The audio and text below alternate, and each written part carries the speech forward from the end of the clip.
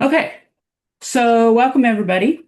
Um, I'm really excited for today's conversation. We have Gene Ligman, who is the CEO and founder of Suntor. Did I pronounce that right? That is correct, yes. Okay. Gene has an incredibly unique background. He started in the Navy, and I'll let you go into a little bit more on that, as a steam plant supervisor and nuclear uh, chemist, a reactor plant chemist. And then from the Navy, you went and started your company and founded your company. And now which does heavy duty vacuums and freeze drying and that kind of stuff. And now you also help other businesses and companies get to from the small little tiny machines to the big machines and helping them get over that kind of fear of spending that much money on equipment and stuff. So, welcome to our show, Gene. Thank you. Uh, uh, so your early background, as I said, includes managing complex water and steam systems with Mhm. the Navy, and you eventually transitioned into industrial machining, which Right. you do now. And so, what was the defining moment or that you said, oh, I want to do this and start this company, moving from, I'm sure there was a, a bit of There a was a get lot out that was there. in between, yes. Yeah, yeah. So, but if you just tell us how you went from one thing to another, that'd be great. Sure. Yeah. So I was in the U.S. Navy as an active duty enlisted. I did, in fact, operate the nuclear power plant, and I did the chemistry and the radiation health physics and that sort of Hmm. thing. When I exited the Navy, it was early 1990s, or maybe it was mid 1990s. I actually got my first job out of the Navy with a vacuum equipment supply company called Edwards. They're one of the three large global players in vacuum equipment. And now we're not talking about like vacuum cleaners. We're talking about the pumps that withdraw atmospheric gases from chambers so that Hmm. you can do usually high tech manufacturing like computer chips, electron microscopes, or if you have to say melt and mold very hot special metals like titanium and super alloys and that sort of thing. The fact is that vacuum technology touches almost every sort of high tech manufacturing that you can think of, and a whole lot of low tech ones. So you're touching, if you're holding any object in your house, the chances are that at some point it was touched by a vacuum process. Hmm. From there, um, I uh, I worked for a number of different companies. I got my introduction into industrial sales while I was working for Edwards. Um, I actually went back to college and got my engineering degree when I was 40 something, and it was Wow. a very eye-opening experience where Hmm. um, I was more than twice the age of most of my colleagues, but at the Hmm. same time, they were my colleagues, so I felt kind of old and young at the same time. The feeling young part really uh, that really struck home when we went out on like road tours to find jobs afterwards. So I got my Oh. engineering degree there. I went to work for a major engineering firm designing silicon fabs and solar cell plant Hmm. manufacturers and that sort of thing. And then I got back into vacuum technology. I didn't actually leave my last company, Libel, which is another one of the top three major suppliers of vacuum equipment, until about 7 years ago. I They called it retirement, and at the time I'm like, I'm not retiring. I'm just going on to do my own thing. But it was Right. actually kind of accurate. I was 55 at the time, and when I look back on it, my dad was 55 when he retired from his job. So I guess it Wow. wasn't that far off. Yeah. In fact, my my view of what retirement is where you stop working for companies that you don't want to work for and you work on the thing that you want to work on. Yeah, or you create your own. You create your own, and that's really the best way to do it. Yeah. So I started my own company. I doubt that I would ever go back. There's a certain amount of freedom that you get when you own your own company, Hmm. and there's also Yeah. a built-in motivation, right? And it's not Hmm. motivation to get up and do your daily grind. It's motivation to constantly improve. Hmm. The the fact is, the human condition requires us to seek out challenges and to Hmm. solve things that are challenging. And Hmm. running your own business, particularly when, as in my case, you are the business, right? Right Hmm. now, Suntour is me. I'm an independent engineer. Hmm. Um, you wear all the hats, right? You wear all the Yeah. hats, so you know how to do everything from the executive leadership, the taxes, the accounting, Hmm. the legal, the Hmm. sales, the Oh marketing, yeah. the web development, you name it. Yep. It all gets done, right? Yeah. Because you have to do it. I Hmm. highly recommend that if somebody feels like they just need to have a more important or more compelling purpose in their life, to consider going into business as an option rather than just going and finding another company. It used to be, back when I was much younger, that I don't even know how much younger, but it used to be that you couldn't leave your job because you'd lose your health insurance, or that was the Yep. big scare, right? Everyone says, "Well, I can't Hmm. because I have family. I need to cover my family with health insurance." Hmm. The fact is, with the ACA, the American Affordable Care Act, the if you're not making much money running your own business, and for the first year or two you don't, Hmm. the insurance premiums are actually, because of the subsidies, lower, or at least the same as what you'd be paying if you were working for a company. So that's not really even a deciding criteria anymore. Right. So now I'm actually also starting up another company in ag tech. This is going to be a much Wow. bigger company. This will be involve a team. Will probably involve private equity at some point. Maybe Yeah. even, if it's successful enough, go public at some point in the future. Wow. That's cool. That's cool. Yeah, I totally get it.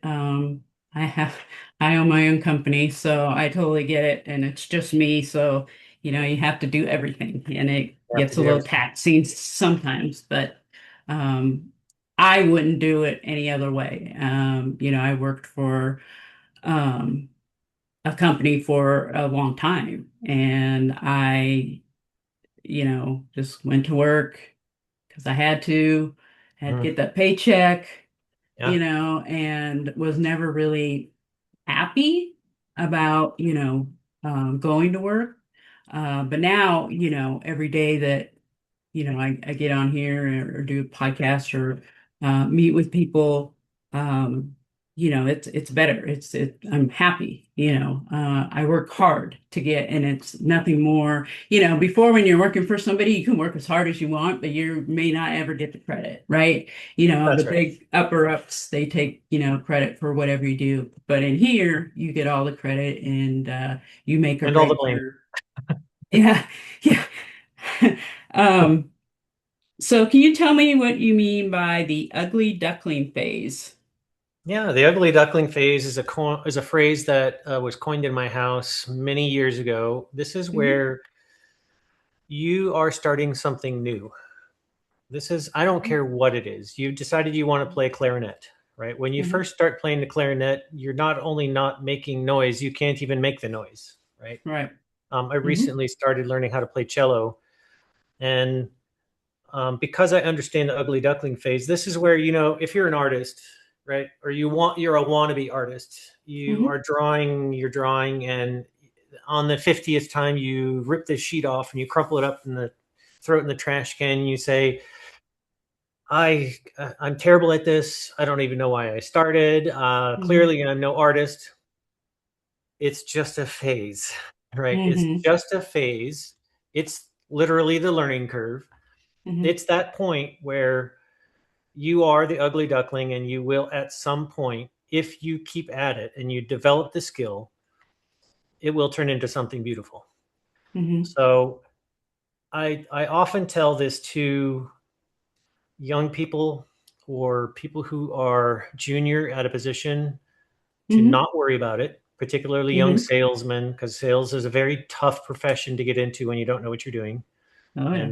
And nobody knows what they're doing when they get into it. We can talk about that later. Mm-hmm. Mm-hmm. It's just a phase, right? Mm-hmm. Stick with it. Trust the process. You will get better, Mm-hmm. and and eventually, hopefully, it'll turn into something beautiful. Oh, okay, cool.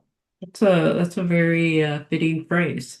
Um, so in the freeze drying world, uh, a company uh, would what would you tell a company that, or even in any kind of, you know, company that wants to, they're happy with their little tiny, machine, but Yeah. they really have the potential. They have the operational growth Hmm.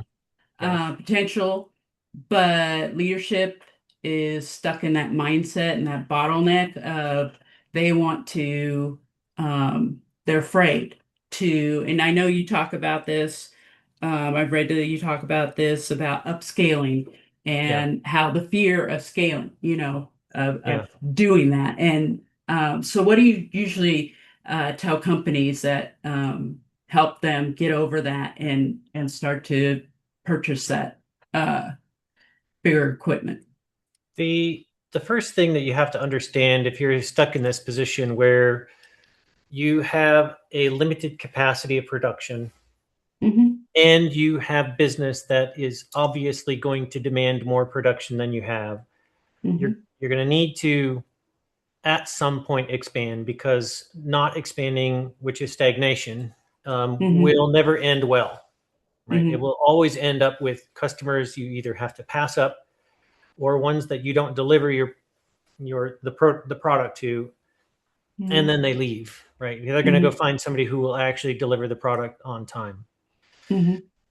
One thing to really keep in mind when it comes to production businesses, this is specific for production businesses, so it's appropriate to the machinery discussion. Hmm. You don't really pay for your production machinery. Your Right. production machine pays for the production machine. It pays for itself, Hmm. and it pays for the power, and it Hmm. pays for the labor to load it and unload it and operate it, and it pays Hmm. for the footprint that it sits in your building, and it pays for even the administration. And the reason that it you can count on it doing that is Hmm. because if it doesn't, you don't have a business. Now, Right. it is true you have to sell the product one way or another that is made in that production machine. True. But provided that happens, then you know that you will not be paying for that production machine. Now, you might be able to get a machine that is 30% cheaper. Hmm. You could save hundreds of thousands of dollars on that machine. Most production machines are going to have an ROI break even of 2 years, often 1 year or less. Hmm. So if you think about that you saved $300,000 on $1 million purchase, perhaps. Hmm. At the end of that year, when that machine is paid off, Hmm. you're no longer going to remember that $300,000, but all the pain that you're putting on your employees because the machine is hard to load, it's Hmm. constantly breaking down. You have delivery issues to your customer because of Hmm. the unreliable product. The quality Hmm. maybe is constantly dinging you. You got um, warranty issues to deal with.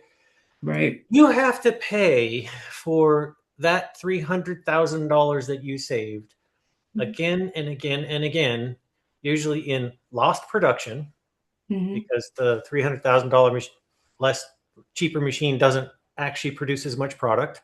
So all Hmm. that product that you lose will usually pay for that delta in the first year. You have to Hmm. pay for all the warranty. You have to pay for employees that are angry with you or all the time, or at least angry with the equipment. Hmm. You'll be paying for that good machine again and again and again. You just will never have the benefit of the good machine Right. because you were clever and saved the 30% up front. Yeah. So be careful when you think about production machinery, not as an expenditure. It is an investment.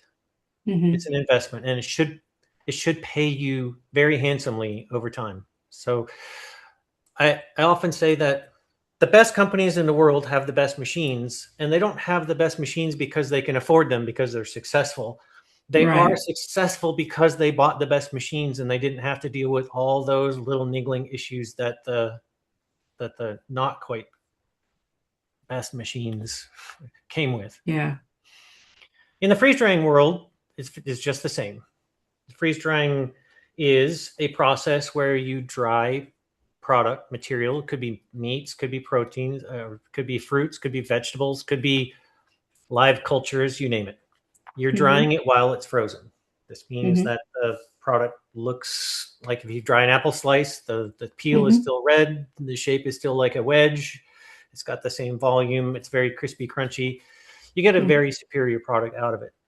Hmm. It's very easy to get a little one of these little home appliance machines and do proof of concept and get really enamored with the idea of being in production. You can even start up a farmer's market booth and sell enough product to pay for your little machine many times over in a year. If you decide you want to make a business out of it, you Hmm. have to think about, is my mindset that I'm going into this business the right Hmm. mindset? Am I just trying Hmm. to expand my mom and pop, you know, farmers market thing, or am I really want do I really want to make something more productive and larger out of it? So those are Hmm. things you need to think about. Oh, cool. Yeah, I don't think a lot of people think about those things as, do I want to just have a little business that, not going to grow, just going to stay the same? And then, they don't want to grow. They're just happy where they are. And then, some people, they want to become that big business that, can produce more. So it kind of seemed like it would vary between two different types of people. Um, They're both valid, right? If yeah. let's Oh, say that definitely. you are retired and you just want to make some money and you want to have purpose, that is to say Hmm. something that's going to get you out of bed in the morning, because Right. people are counting on you for something. And by the way, if Right. you don't have that when you retire, you better get one within 2 weeks. Yeah, exactly. That's about how long it's going to last before you start to get antsy. That's great. Do that. I Hmm. know lots of people who have done that. it's Hmm. it's a very valid option to start small and stay small. Just make Hmm. enough to have some fun, make some money, Hmm. and have a purpose. If you're young, that won't work, right? If No. you want to have a business that actually lasts, you have to grow. That's all Hmm. there is to it. Yeah. Can you talk a little bit about your TS 1070, or excuse me, 1047, and how you merged with tech source systems to and what it's like to merge or to partner with that type of system, and how it helped your company. Um, yeah, how it did that. So the TSS 1047 is the largest commercial machine freeze dryer that company makes, Texor Systems. Hmm. It is a machine that'll do about 1 million wet pounds per year in production.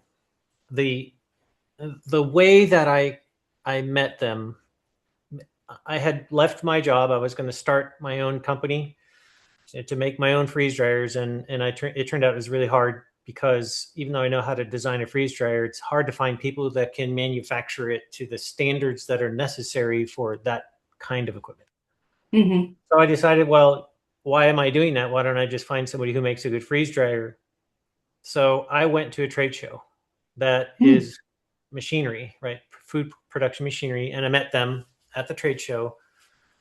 They were Wow. very young. They were just starting out. I asked them, Hmm. hey, who's doing your sales? And they kind of looked behind themselves and said, well, you're looking at it. And it was the president and the vice president, right? So if you are thinking about getting into business, let's say you have domain knowledge in a certain thing, and I did, right? Because I had been working with this equipment for some time before I left Hmm. my company. This is a really good avenue, right? Go find somebody who makes that thing and Hmm. join their efforts. Now we just made an agreement, right, where I have a contract that if I sell machines for them, they give me a commission on it. It's very simple. Mm-hmm. Mm-hmm. You can make that too, right? If you are somebody who's technically minded, if you Mm-hmm. have experience in sales and you're looking for something to start up a business at, go find a company that makes the machines that are Mm-hmm. related or exactly like what you have domain knowledge in, and see if you can make some kind of agreement with them to sell their equipment. Most companies are pretty open to that. Yeah. Most companies are Especially if they're always looking for a good sales. Yeah, especially if they're just starting out. Yeah. A lot of startups are willing to work with you because they want the customers and you want the whatever product that they're selling. So it's kind of a good kind of thing Yeah, for there's like both. 3 million small businesses in America. That's Yeah, a lot of I know. opportunity to find somebody to work with. Yeah. And I feel that right now the small business is a lot of people, because of the employment um, issues right now, a lot of people are turning to uh, starting a small business and running a small business. Um, so can you talk a little bit about prototyping versus a massive scale? Hmm. And what I'm talking about is when you're working with a client, how do you Hmm. help them determine um, the exact strategic signals or product metrics that indicate that they need to step away from the small batch testing into, your massive uh, machines and stuff? Because a lot of people start small. Yeah. And do you give them, is there a way, any metrics or signals that says, okay, now we're ready to move to the next, thing? Well, I highly recommend that people start small, right? Hmm. Especially if it's a new domain. Hmm. If you've been freeze drying, well, let's use freeze drying as a example. If you've been freeze drying product for somebody else for a long time and you know exactly what you're doing, Hmm. you can maybe jump into large machinery. If Hmm. you don't, and you don't have a market, you don't have customers, you don't even really necessarily have your product nailed down. You Hmm. just think you know kind of what would be good. Yeah, Hmm. start small, get small machines, do your Hmm. proof of concepts, take them to the market. I highly Hmm. recommend if you're going into business on any kind of on any kind of product that you get that product in front of customers and you actually are there doing the selling, because what you're I mean, it's great if you sell it, but what's even Hmm. better is the information you get, the feedback that you get from that customer. They'll tell you exactly what's good and not good, what matches or mismatches their expectations or their needs, Hmm. and they'll be very nice about it, right? You will Hmm. have a lot of fun doing it. So how do you know when to ramp up from that proof of concept stage into some kind of commercial production? The answer is as soon as you can afford it. As soon as your Really? business is producing enough revenue to afford the finance payments on a larger machine that will double, triple, quadruple, or whatever your production, you should be thinking about doing that. Hmm. The I just I mean, I was just talking to a gentleman yesterday who has been freeze drying product for 2 or 3 years. And he got Hmm. approached by a customer who said, I really want you to do 4,000 pounds, but I need it done pretty quick. And he said, let me see if I can find some machines to do it. Now, Hmm. if you wait until you get that contract that comes in front of you that you could jump on and just do, Hmm. if you wait until you Hmm. get that contract to start looking at machinery, you're already too late. Okay. I mean, he's going to see if he can find some machinery that's in stock with a little supplier of machinery that he doesn't even like the machines. Why? Because All it's in right. stock. If you're using lead time on your machines as your deciding criteria about which one to buy, you are doing it wrong. That is not a good criteria to choose a Hmm. machine by, right? You need to Right. choose it by the real criteria, like does it make good product? Does it do it reliably? And does it do it fast? Right. So as soon as you can afford those payments, and look, you can contact any finance guy, or you can just ask your favorite chatbot, hey, would you please calculate the payments on a $45,000 machine, use an interest rate of 9% and amortize it over 5 years, and you'll get a number back pretty almost fast as you can blink. The Wow. chatbots are fast, and they're accurate for those Hmm. kind of questions. So as soon as you can afford it, buy it. Okay. I I Oh, I have yet to find a company who didn't get their machines filled up with demand on their product shortly after they bought the machine. So yeah. it's usually not the Uh, problem. right.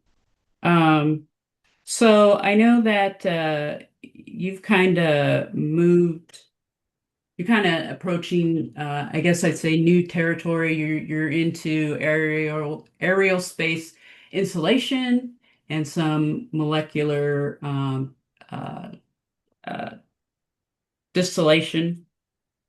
So thinking short to midterm, um, which how do you feel that you as an industry can drive new avenues of growth and technical evolution for your team? Besides, or how did you come to figure out that you were going to move to those two things, the aerial space insulation and stuff? Because that seems to me that's a little bit farther from your typical from what your company is. That seems a little bit on the outside. So how did you get to, is it the market was, kind of slowing down and you needed to add another feather in your cap so you can approach people or what? It all relates back to the domain knowledge. So these are all vacuum applications. Hmm. And that's literally my 30 plus year career. When I was working for Leibold, I was their top guy in industrial pumping. I knew more Hmm. about the applications and how to apply them and how to tweak them than perhaps anyone else in North America. So the things that you mentioned, those are all applications that are done under vacuum.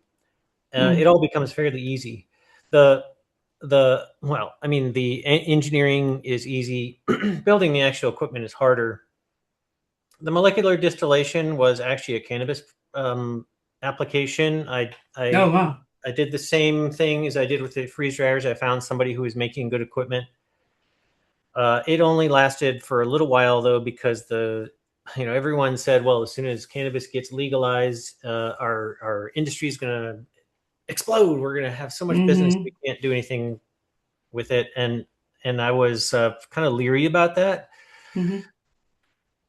because what happens when an illicit substance gets legalized is everyone starts to make it, and then what happened Hmm. was you had a huge overproduction, so Hmm. predictable. The price of the product fell through the floor, and everyone started going bankrupt. So I kind of exited that particular application because the OEM I was working with exited it very quickly. He got out Wow. while he was still in the green, and I thought that was very smart. Um, but I'll just tell you another story, right? So this ag tech company that I'm working on now is another vacuum application. I Hmm. was at a trade show in Atlanta last January, not just this past one, but the year before. It's about a year and a half ago. And a guy came to the booth and said, "Hey, could I use your freeze dryer to sterilize grain of grain-borne pests like weevils and stuff?" I said, "Geez, well, that sounds like it would probably work, because if you draw a vacuum on living things, they will suffocate or explode or freeze to death." And it Hmm. turns out that no, it really won't work, because there's for one thing, because three-quarters of the life cycle of the pest is inside the kernel of the grain, so it's kind of protected. Hmm. But as I did more Hmm. and more digging, I was able to, using my domain knowledge in vacuum and gas injection type applications, I was able to design a process that is some like 40 to 50 times faster than the current technology and more capable. Hmm. So that's one way, right? you Mm-hmm. put yourself out there. I was at a Mm-hmm. trade show. I Mm-hmm. wasn't talking to anyone about ag tech, but somebody came and talked to me about it. So putting yourself Mm-hmm. out there is a really big step. It's a necessary step. You got to put yourself out there. Right now, Mm-hmm. you're putting yourself out there with podcasts. Mm-hmm. That's admirable. In fact, I've been thinking Mm-hmm. about starting up my own podcasts. The fact is that if you want to drive your business, if you want to build your team, if you want to build your business, Mm-hmm. you have to do some kind of marketing. Yeah, And I'm sure, Catherine, you found out that marketing is getting harder and harder all the it time. is. It's very hard. It's Used to be very you hard. just you found the right trade magazine or you advertised in Mm-hmm. the standard channels, and that's what it took. Right? You paid a little bit of Mm-hmm. money, but you got your money back. Nowadays, Mm-hmm. I mean, the Mm-hmm. requirements to get visibility in the market changes every month. Mm-hmm. The YouTube, Google, Meta, they all change their algorithms monthly, if not more frequently. And Mm-hmm. so what you did last month is not necessarily going to work this month. Mm-hmm. So that's a challenge. I consider Mm-hmm. marketing actually to be one of the hardest professions now. I think it's harder than engineering. Um, and that's why. But look, television is dead for the most Mm-hmm. part. Mm-hmm. Nobody even knows what a newspaper is anymore. It's all online. Right. If you've heard a radio broadcast, then you must have been driving in a really old car.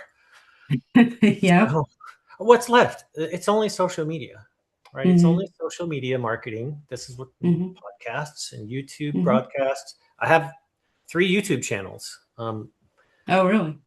So I post videos about the machines. I post videos about the lessons I've learned in business.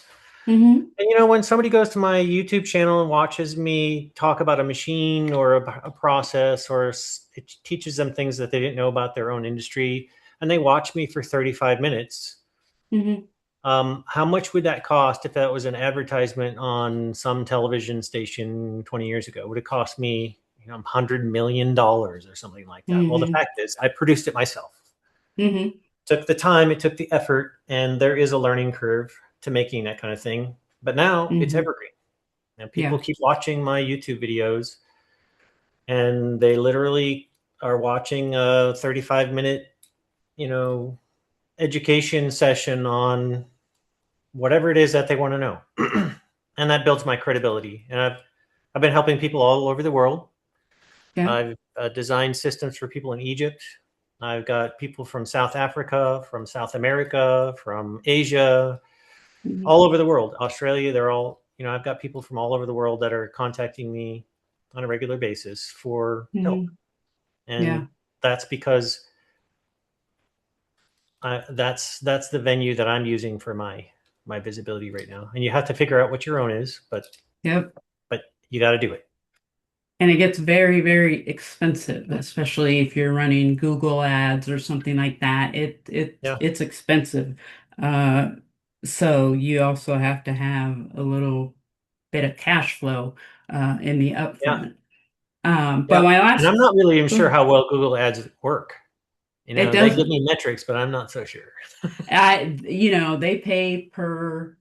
They charge you per click. So Hmm. anytime somebody clicks on your website, you get Hmm. charged a fee. Yeah, And, I was up to like $200, a month, and that was like or excuse me, a week, because they do their billing by weekly. And so I was like, yeah, this is too rich for my blood. And I wasn't getting any sales or anything out of yeah. it. So I got out of that pretty quick. My last question for you is where do you see your industry going in the next 5 years, the next 10 years? Do you expect it to grow and be this big, huge thing, or do you expect it to be kind of the way it is now, in the next few years? It depends on which one. So the freeze drying industry is going to grow. I'm not sure how Mm-hmm. fast. It has different market sectors that it supplies. Like pet treats Mm-hmm. are very popular right now, but they've been That's popular true. for 5, 10 years, and Hmm. there's quite a lot of people that are making it now. So the supply is pretty brisk. Hmm.